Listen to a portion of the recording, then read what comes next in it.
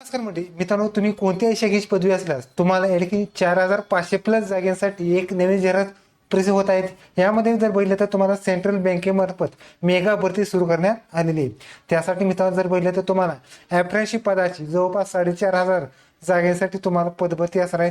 ह्या व्हिडिओमध्ये आपण संपूर्ण जाहिरात आहे त्याची माहिती घेणार आहोत, तर व्हिडिओ शेवटपर्यंत नक्की पहा।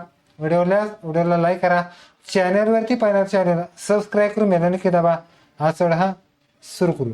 ओके, तर मित्रांनो तुम्हाला सेंट्रल बँक ऑफ इंडिया यांच्या अंतर्गत जर बघितलं तर तुम्हाला अप्रेंटिसशिप पदाची एक नवीन जाहिरात प्रसिद्ध करण्यात आली आहे। यामध्ये एकूण जागा बघितलं तर तुम्हाला 4500 प्लस जागांसाठी तुम्हाला पदभरती असणार आहे। त्यासाठी ऑनलाईन ॲप्लिकेशन बघितलं तर तुम्हाला 12/6/2026 असणार आहे। क्लोजिंग बघितलं तर 22/6/2026 असणार आहे। पेमेंट असणार आहे 12/6 ते 22/6 पर्यंत तुम्हाला असणार आहे। एक्झाम असणार ऑनलाईन पद्धतीने जर बघितलं तर जुलैच्या पहिल्या आठवड्यामध्ये तुमची एक्झाम असणार आहे। ह्यामध्ये जर बघितलं तर तुम्हाला सेंट्रल बँकच्या ज्या संपूर्ण भारतामध्ये जेवढ्या काही ब्रँचेस असतात त्यासाठी ही अप्रेंटिसशिप पदाची तुम्हाला पदभरती असणार आहेत। त्यानंतर सुद्धा ज्या काही तुम्हाला बँकेचे जॉब्स असतात त्यामध्ये अप्रेंटिसशिपला जे आरक्षण असतं त्यामध्ये सुद्धा तुम्ही या ठिकाणी ही योजना वापरू शकता। यामध्ये इलिजिबिलिटी क्रायटेरिया बघितले तर तुम्हाला 31/5/2026 रोजी असणार आहे। त्यामध्ये जर बघितलं तर तुम्हाला कोणत्याही शाखेची पदवी असल्यास तुम्ही या ठिकाणी हा अर्ज भरू शकता। त्याचबरोबर या ठिकाणी नॅशनॅलिटी इंडिया बघितलं तर तुम्हाला ऑल इन इंडिया कॅन्डिडेट तुम्ही हा अर्ज करू शकतात। त्याचबरोबर एज क्वालिफिकेशन जर बघितलं तर तुम्हाला पहिल्यांदा रजिस्ट्रेशन असणं आवश्यक आहे NEET-साठी, आणि त्याद्वारे तुम्ही या ठिकाणी अप्लाय करायचं आहे। एज बघितलं तर 20 ते 28 वर्षापर्यंत तुम्ही अर्ज करायचा आहे। कोणत्याही शाखेची पदवी असल्यास तुम्ही या ठिकाणी हा अर्ज करू शकतात, आणि 12 महिन्याचा कालावधी तुम्हाला अप्रेंटिसशिपचा असणार आहे। म्हणजे जर बघितलं तर तुम्हाला अप्रेंटिसशिपचे जे पे स्केल वगैरे असतं त्यानुसार तुम्हाला जवळपास 15,000 प्लस तुम्हाला सॅलरी सुद्धा तुम्हाला असणार आहे। त्यासाठी एज रिलेशन असणार आहेत, म्हणजे 28 प्लस SC ST असेल तर 5 वर्ष, OBC असेल तर 3 वर्ष वय सुद्धा तुम्हाला असणार आहे। यामध्ये मित्रांनो सिलेक्शन प्रोसेस जर बोलले तर सिलेक्शन प्रोसेस असणार कॉम्प्युटर बेस एक्झाम असणार आहे। त्यामध्ये जर बोलले तुम्हाला 5 घटक असणार आहेत। त्यामध्ये तुम्हाला प्रश्न असणार आहेत 100 आणि 100 मार्काची एक्झाम होणार आहेत। 60 मिनिटे वेळ असणार आहेत। हिंदी आणि इंग्लिश लँग्वेजमध्ये तुम्ही एक्झाम देऊ शकता। त्याचबरोबर तुम्हाला निगेटिव्ह मार्किंग सुद्धा तुम्हाला बँकेचा असणार आहे।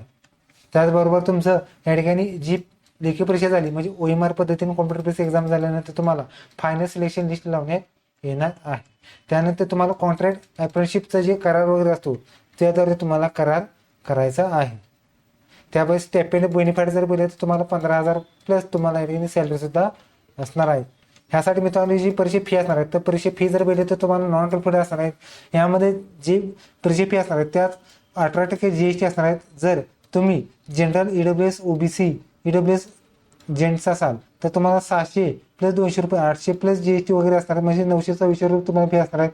त्याचबरोबर फिमेल असेल तर तुम्हाला फिमेलमध्ये जर बघितलं तर UR EWS OBC असेल तर तुम्हाला एकूण जर बघितलं तर 708 रुपये आहेत।